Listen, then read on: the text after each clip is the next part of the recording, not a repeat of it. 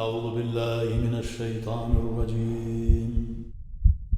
بسم الله الرحمن الرحيم. الحمد لله رب العالمين. الصلاة والسلام على رسول الله محمد وعلى آله وصحبه أجمعين. السلام عليكم ورحمة الله وبركاته. خير günler. Allah subhanahu teala hayırlı turmuşlar nasip eylesin. Turmuşlarımızga bereket berip, tenlerimizge selametlik berip, ilkinlerimizge tanıştık nasip eylesin Allah Teala. Şimdi biz sizin bilen şu İbadet-i İslamiye'nin okunu devam ettiğimiz azan hem kamet bölüklerine yetken edik. Azan hem kamet yani 5 vakit farz namazlarına azan hem jumba namazının vakiti kirgeç azan aytu yani farzların okur aldığından kamet şuru sünnet. Yani şunu bilmeye gerek bu azan hem kamet Peygamberimiz sallallahu aleyhi ve sellem'in sünnetinden. Nindi derecede sünnet degende Peygamberimiz sallallahu aleyhi ve sellem her vakitte de şunu ütettirgen namaz aldığından 5 vakit farz namazları. Farz namazları bilen vakit namazları çünkü bir anlatırlar gerek yani namazın farzları var. Mesela ertenginin 2 rekat farzı, ilanın 4 rekat farzı, olar turunda tügül. Vakit namazı farzı bizge. Ertengi namazı sünnetleri bilen, tesbihleri bilen, azanları bilen, bütünler bilen, şu vakiti kirgeç. İlan namazı, bütün tesbihleri, bütün duaları bilen deyip aytegen bu vakit namazı, şulay yok ikindi, akşam, yestü, bu vakit namazlarını belgileytirgen. Mine şu vakit bulgan farz namazları var bizden. Sünnetleri bilen, tesbihleri, duaları bilen qabatlab aytam. Çünkü bir kişi şu vakitlerinin farzlarına deb oylaylar. Mana şu bütün vakit namazı bizge 5 vakit namaz farz yüklendi. Şu 5 vakit farz namazlarına iratlar azan aytalar. Hemen de farzlarını okur aldığından qamat çiriler bu sünnetten. Eğer de indi hatın kızlara kelgende hatın kızlar elbette şu azanını da qamatını da aytmıyorlar. Bir mahalle meşitinde aytilgan azan hem qamat bütün mahalle için jite. Meşitte azan aytilse mesela elge meşit mahallesine kirgen ileride namaz okuyuşun azan da qamat da gerekmi. Yani eğer de bu meşitin mahallesine kirem deb yürüyken eğer de indi mesela bu azan hem qamat aytilgan ise bu vakitte jite. Şulay indi bir meşitte mahalle meşitinde bir azan bir qamat aytildiyse mesela mana imam bilan o'qila hazır. Biride birgina cemaat namazı bulala. Bulda bulsa şu mahalle mana hazır jiyila ile namazına yoki ertangi namazına yoki ikindi namazına şu mahalle jiyilgan mahalle saylab qo'yilgan imam bilan o'qildiysa şu cemaat namazı bo'lib o'tildi. Qolganlari narsa, qolganlari kira shundan so'ng azan aytilgan, qamat aytilgan biride endi azanni qamatni aytmishagina ayrim o'qiy. Bu bizning mazhabimiz bo'yicha. Mahalle meşitinde. Ayrım her bir kişiye kirgen kişiye tağın toplanıp işer dörtler kişi oku tağın azanların aytu hem indi qamatların düşürü gerekmez ne için fitne çıkara. Mahalle meşitinde. Yol üstü meşiti bulsa, aytek mana bugün de yol üstünde meşitler var. Onda belgilengendeki imamı yok. Her kim bir cemaat bilan kirdi, ayrım bir cemaat okudu, ikinci cemaat kirdi, okudu. Onda ruhsat etiler, onda kabul etiler. Lakin mahalle meşitleri başkaça. Hatta ana mahallege bir azan aytildi ise mahallege kirgen yurtlarda da azanı da qamati da aytilmaydi. Yani bu sünnet bulup bilgilengen. Azanın sözleri elbette Allahu Ekber deb aytu. 4 tapqir biz Allahu Ekber, Allahu Ekber, Allahu Ekber deb şuşlay 4 tapqir. So'zi biroq aytamiz. Azan so'zi biroq aytilar ne için? Tavuş yirag'roqqa barsin için, tavuş eshitilsin için, xalqlar eshitsin.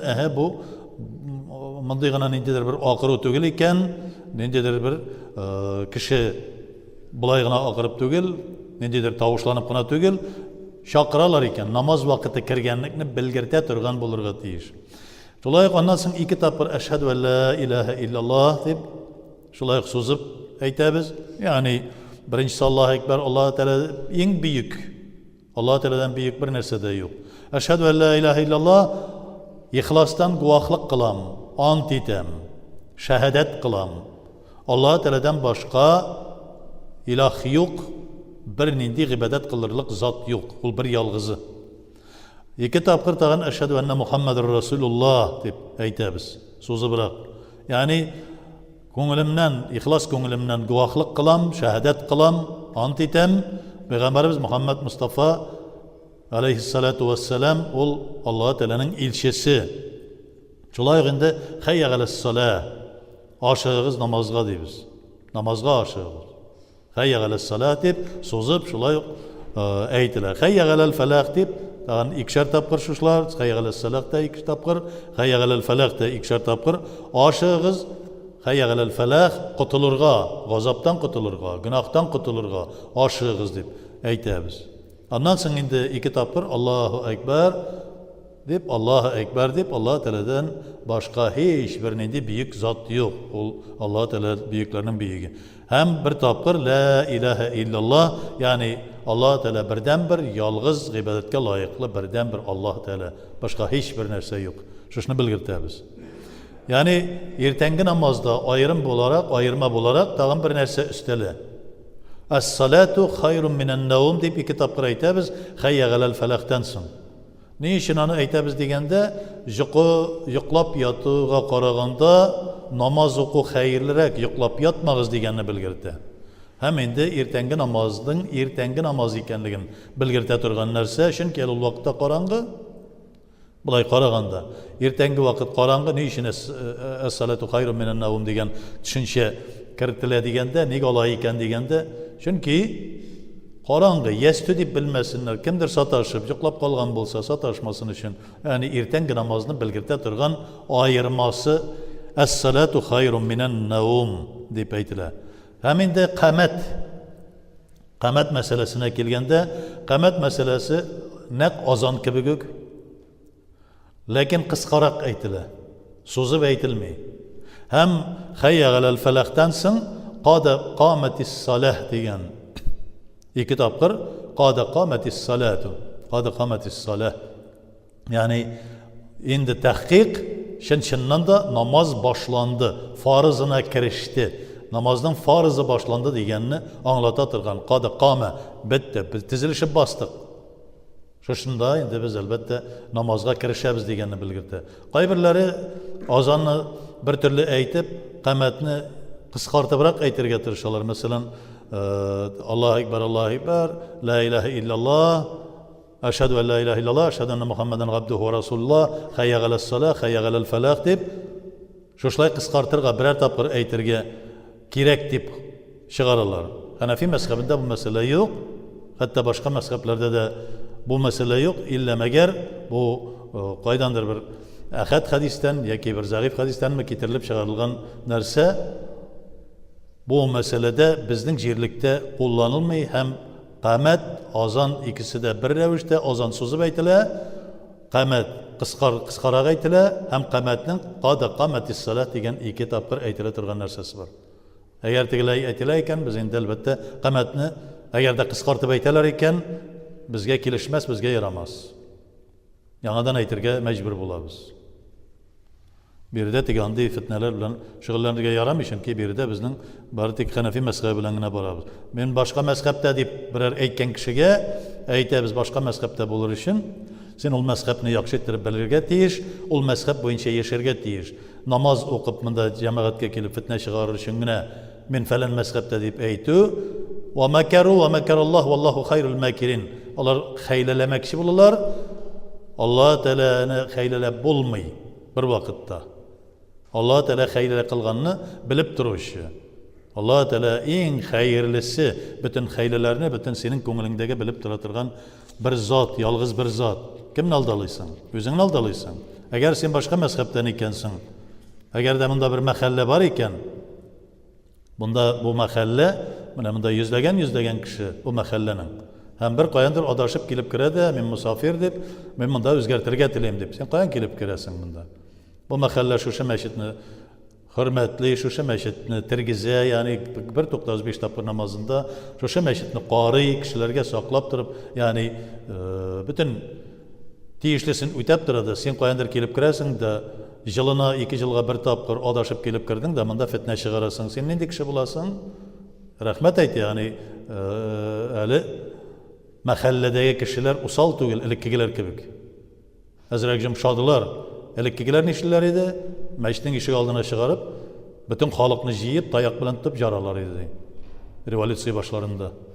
Әз генә бер нәрсә күрсәләр, фитнәне күрсәләр, башка кешегә гыйбрәт булсын өчен, башка кеше моны эшләмәсен өчен. Чөнки ул вакытта да фитнә кылучылар булган. Һәм фитнәне шулай тиз бетерә торган булалар. Беркемнең дә теге таяк эләктерәсе килми. Шулай ук инде азанның мөстәхәпләре бар. Азан мәзингә, ягъни азан әйтүче кешегә тәһарәтле булырга тиешле. Бу мөстәхәп. Тәһарәтсез булса буламысың дигәндә була, әлбәттә, аннан соң барып тәһарәтен алып килә. Ләкин җөнепле булса, гусөлсез булса инде бу ярамас. Шулай ук инде кыйблага каршы аяк үрә турып азан әйтелә. Утырган төштән, яттан төштән азан әйтелми. Инде ишара бармаклары, ягъни иман бармакларын кулак очларына кую, кулак очларына тыгыбрак әйтелә. Азанның сүзләрен ачык итеп, сузып, ике сүзне бергә кушмыйча, мәсәлән, теге азан әйткәндә дә Аллаһу әкбәр дип әйткәндә бу камәтнеке. Аллаһу әкбәр дип тоташтырса. Ничек әйтәбез? Әгәр син бергәрәк китерергә теләсәң дә Аллаһу әкбәр кистереп әйтәбез. Сүзне айырабыз. Бу азанныкы. Аллаһу әкбәр монсы камәтнеке. Шуннан билгеле була. Аның да өзенең ниләре бар. Шуңа күрә азанны сүзләрен ачык итеп, ике сүзне бергә кушмыйча һәрберсен аерып әйтү. Хәйя галәс салах дигән вакытта шулай ук инде уң якка таба карау. Хәйя галәс салах дигәндә уң якка таба борылабыз. Хәйя галәл фалах дигән сүзләрне әйткән вакытта сул якка борылып әйтү мөстәхәп. Әгәр борылмасак буламысың дигәндә бу мөстәхәп. Эшләмәсәң гөнаһы юк, эшләсәң әҗер савап килә. Икенчесе азан әйткәнне ишеткән кешегә йөрүдән һәм ашаудан туктап, сөйләшмичә мәзин артыннан азан сүзләрен кабатлап тору мөстәхәп. Әҗер савап китерә. Шулай ук инде әгәр дә ул мәчеттә икән, мәчеттә булган вакытта әгәр дә мәсәлән азан әйтелә башладıysa утырып тыңлап торасың. Хәтта намаз укырга ниятләгән булсаң да, кайбер кешеләр басып тора. Имештер мен тәхиятул мәчетне укымадым ди. Кабатлап әйтәбез, 100 тапкыр, 1000 тапкыр кабатлыйбыз. Тәхиятул мәчет намазы нәфил намазы. Пәйгамбәрбез саллаллаһу алейһи ва саллям ваҗиб та кылмады, сөннәт та кылмады. Тем более фарыз да түгел ул. Нәфил намазы. Азан бу ишракта, бөтен мәхәллә өчен, җәмәгать өчен, тәхиятул мәчет синең үзең өчен генә. Бу ишракта җәмәгатьнеке фазлиятләр, афдалият, аның фазиләте югарырак, ул көчлерәк. Җәмәгатькә кушылу фарыз. Басып тору теге нитерәгә кирәк түгел, кешеләрне куркытып бигрәк тә бүгенге көндәге вакытта теге кереп басып, кешеләр өстендә басып тору бераз шик салырга кирәк түгел, фитнә чыгару була. Шулай ук инде сөйләшмәү. Сөйләшү шулай ук әнә телефонда хәзер WhatsApp'тан язышып утыру шундый ук сөйләшүгә керә. Аллаһына рәхмәте берәүнең баскыч арасына төшеп ярар, теге каяндыр специалистларын чакырып алдырттырганнар әнә. Баскычның арасына төшкән, җомга көнне шуны сөйләп кенә торган идем. Телефонна утыралар дип. Төшеп киткән, теге киреп алырлык түгел. Анда ништеп сүтмичә булмый теге будканы. Әле ярый алып биргәннәр теге ниләр инде. Алучылар. Шулай ук инде мәзин хәйя галәс салах дигәч, ла хаул ва ла куввата илля биллаһил галиyyil газим дип иштән кабатлап кую мөстәхәб. Ягъни һәрбер хәл, көч ва кувват, кудрат Аллаһ Тәгаләдә генә, анардан башка көч кудрат юк. Хәйя галәл фалах дигәннән соң, маша Аллаһу кана ва ма лам яша лам якун. Аллаһ Тәгалә теләгән нәрсә генә була. Ул теләмәгән нәрсә бу дөньяда булмый дигән нәрсәне кабатлап кую мөстәхәб. Шулай ук инде тәһарәтсез, җинеп, дивана, исерек яки фасык, начар юлда йөргән азгын кешеләрнең, хатыннарның, сабый балаларның азан яки икъамәт әйтүләре катгый макрух. Бик каты макрух. Ягъни тәһарәтсез, җинепле кеше, дивана кеше, исерек яки фасык, яки хатын-кыз, яки сабый балаларның азан яки иқамат әйтү мәкрух булып тора. Анысын да белергә кирәк инде. Һәм инде ахырдан Аллаһ Субханаһу ва Тааля ризалыгы өчен дип азанның дуасын әйтәбез. Азанның дуасы ул салават булып бара. Биредә азанның дуасы бездә әйтелә торган, мәсәлән, Аллаһумма рабба һадиһи д-дәгъвати т-тамма вас-салати л-қаимә آتي محمد الوسيلة والفضيلة والدرجة العالية والرافعة وابعثه مقاما محمودا الذي وعدته وارزقنا شفاعته يوم القيامة إنك لا تخلف الميعاد. Бик күп җирдә وارزقنا شفاعته يوم القيامة дигән сүзне төшереп калдыралар. Пәйгамбәрбез сәлләлләһу шәфагатенә кирәкми миңа дигән кебек, әйткән кебек була. Әйтергә кирәк, хәерлесе булсын. Аллаһ Субханаһу ва Тааля шушы кылган гамәл гыйбадәтләребезне кабул итерлек булсын. Аллаһ Тааля һәр вакытта да шушы я Раббым шушы азаннар мәхәлләләребез өстендә яңгырап торсын, мәчетләребез тулы булып, я Раббым, Аллаһ Таалагә берләшеп, бердәм булып, барлык мөмин мөселманнар, я Раббым, сиңа гыйбадәт кылып, синең ризалыгыңны таба торган, тату, үлфәт, мәхәббәт белән сугарылган, синең тугры кулларың булуыбызны насыйп ит. Раббана атина фид дөнья хасанатан ва фил ахирати хасанатан ва кина азабнар.